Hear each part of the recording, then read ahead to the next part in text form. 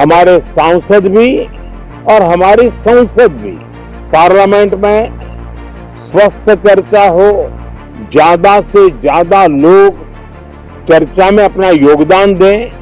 सोमवार से संसद के शीतकालीन सत्र की शुरुआत हो गई है और विपक्ष ने इस सत्र को हंगामेदार करने की तैयारी कर ली है।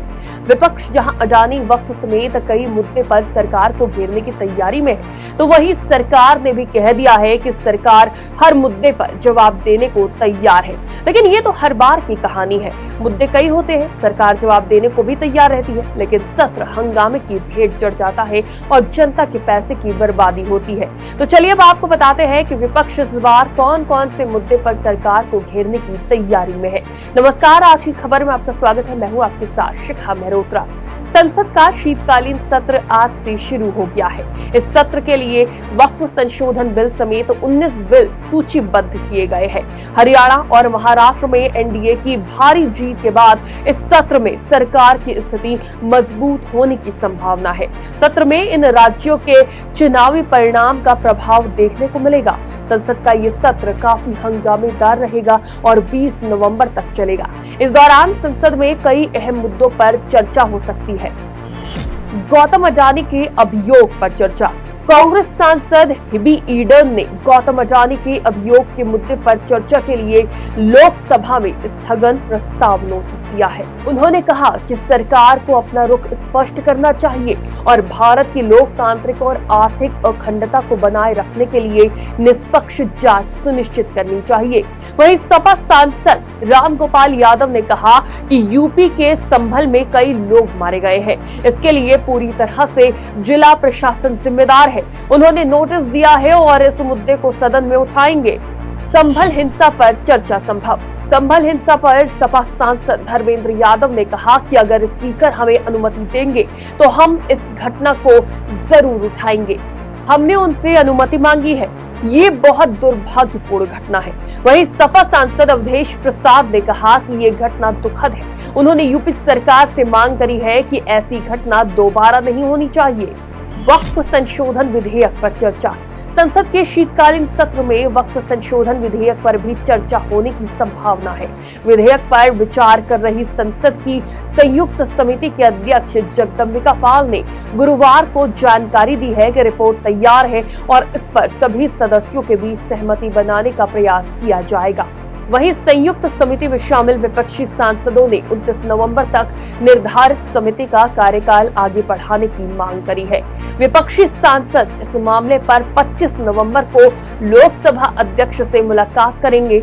वक्फ संशोधन विधेयक 2024 पर टीएमसी सांसद कल्याण बनर्जी ने कहा, हमने लोकसभा अध्यक्ष ओम बिरला से मुलाकात की है। जेपीसी अध्यक्ष हमारी बात नहीं सुन रहे हैं। रिपोर्ट जल्दबाजी में नहीं दी जा सकती। अध्यक्ष ने कहा कि वो हमारी भावनाओं का सम्मान करते हैं और वो समय बढ़ाएंगे। सभी हितधारकों को सुना जाएगा। मणिपुर हिंसा पर चर्चा।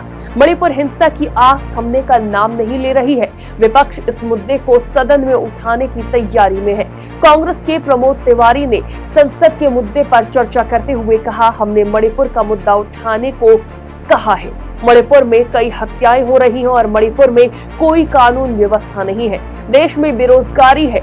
मुझे इस बात की भी चिंता है कि उत्तर भारत में प्रदूषण की स्थिति और अधिक गंभीर होती जा रही है। हालांकि महाराष्ट्र और हरियाणा में अपनी करारी हार के बाद विपक्ष के कमजोर होने की उम्मीद है। रविवार को सरकार ने रक्षा मंत्री राजनाथ सिंह की अध्यक्षता में सभी राजनीतिक दलों के फ्लोर नेताओं से मुलाकात की। सरकार ने एक बयान में कहा कि संसदीय कार्य मंत्री किरेन रिजिजू ने भी सभी पार्टी नेताओं से संसद के दोनों सदनों के सुचारू कामकाज के लिए सहयोग और समर्थन का अनुरोध किया है। शीतकालीन सत्र में कई विधेयक होंगे पेश। शीतकालीन सत्र 20 दिसंबर तक चलने की उम्मीद है। इस सत्र में जिन विधेयक पर चर्चा होने की संभावना है उसमें वक्फ संशोधन विधेयक और आपदा प्रबंधन संशोधन विधेयक भी शामिल है। ऐसी अटकलें हैं कि सरकार इस सत्र में one nation one election bill पेश कर सकती है। प्रधानमंत्री नरेंद्र मोदी ने हाल ही में इस बात पर जोर दिया था कि सरकार एक राष्ट्र एक चुनाव योजना पर काम कर रही है।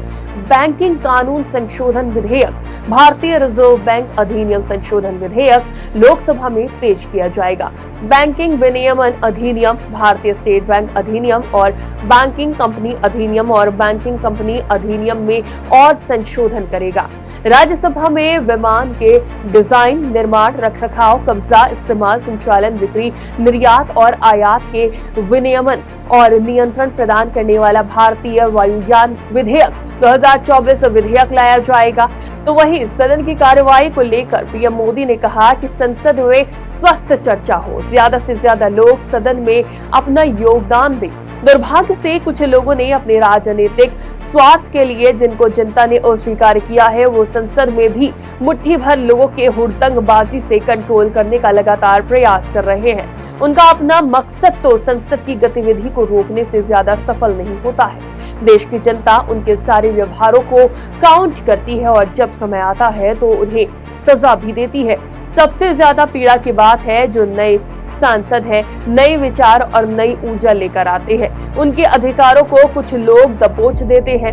सदन में बोलने का उनको अवसर तक नहीं मिलता। हमारे सांसद भी और हमारी संसद भी, पार्लियामेंट में स्वस्थ चर्चा हो, ज्यादा से ज्यादा लोग चर्चा में अपना योगदान दें। दुर्भाग्य से कुछ लोगों ने अपने राजनीतिक स्वार्थ के लिए जिनको जनता ने अस्वीकार किया है, वे संसद को भी मुट्ठी भर लोगों के हुड़दंगबाजी से कंट्रोल करने का लगातार प्रयास कर रहे हैं। उनका अपना मकसद तो संसद की गतिविधि को रोकने से ज्यादा सफल नहीं होता है और देश की जनता उनके सारे व्यवहारों को काउंट करती है और जब समय आता है तो सजा भी देती है। अब देखना यह दिलचस्प होगा कि किन किन मुद्दों पर स्वस्थ चर्चा होती है और किन किन मुद्दे पर बहस के चलते सदन बार बार स्थगित होकर हंगामे की भेंट चढ़ता है। फिलहाल के लिए इतना ही। देश और दुनिया की तमाम खबरों के लिए देखते रहिए आज की खबर।